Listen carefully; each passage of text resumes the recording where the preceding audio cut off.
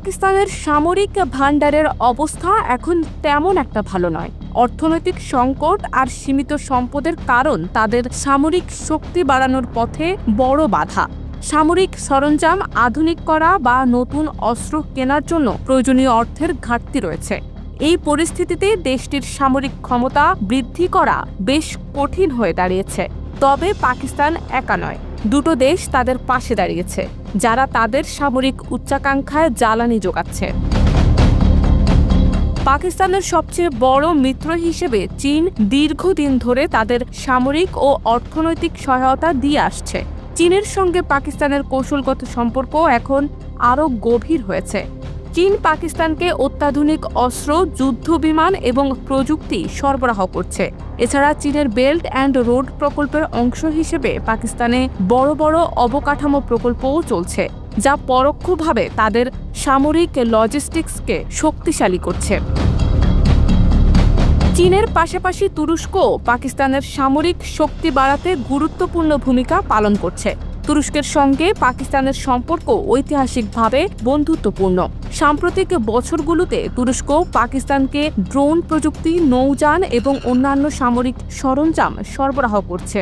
তুরস্কের বায়রাকতার ড্রোনের মতো অস্ত্র পাকিস্তানের সামরিক কৌশলকে নতুন মাত্রা দিয়েছে। এই দুই দেশের মধ্যে প্রতিরক্ষা চুক্তি এবং যৌথ সামরিক মহড়াও তাদের সহযোগিতাকে আরও মজবুত করেছে।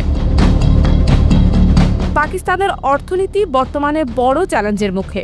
মুদ্রাস্ফীতি, ঋণের বোঝা এবং বৈদেশিক মুদ্রার রিজার্ভ কমে যাওয়ায় সামরিক বাজেটে ঘাটতি দেখা দিয়েছে। বিশেষজ্ঞরা বলছেন, নিজেদের অর্থনৈতিক সংকটের কারণে পাকিস্তানকে বিদেশি সাহায্যের উপর বেশি নির্ভর করতে হচ্ছে। এই পরিস্থিতিতে চীন ও তুরস্কের সহায়তা না থাকলে তাদের সামরিক শক্তি বাড়ানোর পরিকল্পনা অনেকটাই থমকে যেত।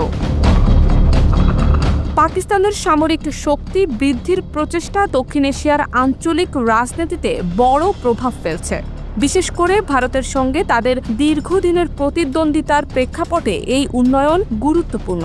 চীন ও তুরস্কের সহায়তায় পাকিস্তানের আগ্রাসী ভঙ্গি বাড়লেও তাদের অর্থনৈতিক দুর্বলতা এই প্রক্রিয়াকে সীমিত করছে।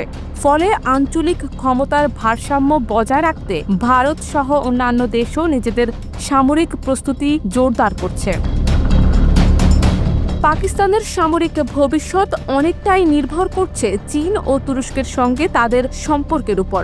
তবে দুই বিদেশি সাহায্যের উপর নির্ভর করলে দীর্ঘমেয়াদে টেকসই সাফল্য আসবে কিনা তা নিয়ে প্রশ্ন রয়েছে।